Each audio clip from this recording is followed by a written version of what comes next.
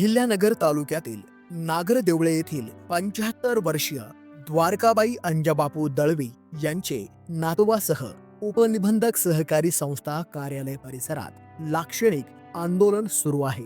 पोपट गजानन कोकाटे यांच्यावर गुन्हा दाखल करावा अशी त्यांची मागणी आहे। संबंधित सावकाराकडे सावकारकीचा अधिकृत परवाना नसून त्यांच्यावर सावकारी कायद्याअंतर्गत गुन्हा दाखल करा। सप्टेंबर 2024 मध्ये सावकारावर टाकलेल्या धाडीमध्ये ज्या रकमा दिल्याच्या नोंदवह्या सापडल्या आहेत त्या संबंधितांना नोटीस पाठवून त्यांचे म्हणणे सादर करा।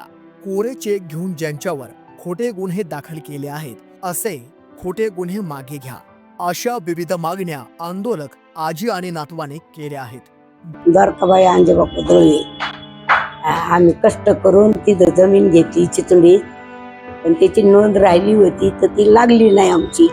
हो तलाट्याकडे दिली होती पण लावली नाही त्यांनी।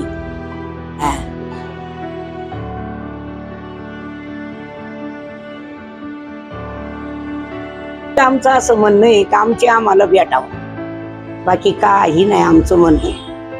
हो माझे नाव शिवमान्य दळवी, हे आमची आजी द्वारकाबाई अंजबापू दळवी। आम्ही राहणार नागरदेवळे येथील असून आम्ही चिचंडी पाटील या ठिकाणी जमीन घेतलेली होती। तरी तलाठ्याकडे नाव दिलेलं, नोंदीसाठी दिलेलं असताना तलाठ्याने हायगाई करून नोंद लावली नाही। त्याचा फायदा स्थानिक सावकाराकडून घेऊन त्या जमिनीची दुबार खरेदी केली।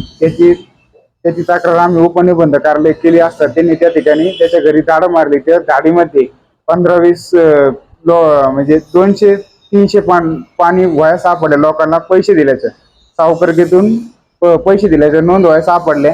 टीटी फॉर्मवर लोकांच्या टीटी फॉर्म घेऊन सापडल्या त्या लोकांच्या। एकाच पतसंस्थेस 65 ते 80 लाख रुपये सापडले। तसेच वेगवेगळ्या प्रकारचे कागदपत्रे त्या ठिकाणी आढळून आली। त्या 5 पानाचा जवळजवळ ते पंचनामा आहे आणि तरी एवढे 60-70 कोटी 50-20-25 कोटी पैसे सावकारकीने देऊन सुद्धा याचे रेकॉर्ड पूर्ण सहकार विभागाकडे असून सुद्धा त्यांनी आतापर्यंत कोणत्याही प्रकारची कारवाई केली नाही। त्याला वेळोवेळी पाठीशी घालण्याचं काम त्यांनी केलेलं आहे आणि त्यांनी जीवे मारण्याच्या धमक्या देऊन त्याची व्हिडिओ क्लिप आम्ही कार्यालयाकडे जमा केलेली, तरी त्यावर आतापर्यंत कोणतीही ऍक्शन घेण्यात आलेली नाही। आमची मागणी एवढी का त्याच्यावर सावकारकी अंतर्गत गुन्हा दाखल होऊन आमची जमीन आम्हाला परत मिळावी ही आमची मागणी आहे। तोवर मागण्या मान्य होणार नाही तोवर आम्ही उठणार नाही, तोवर उपोषण चालू राहील।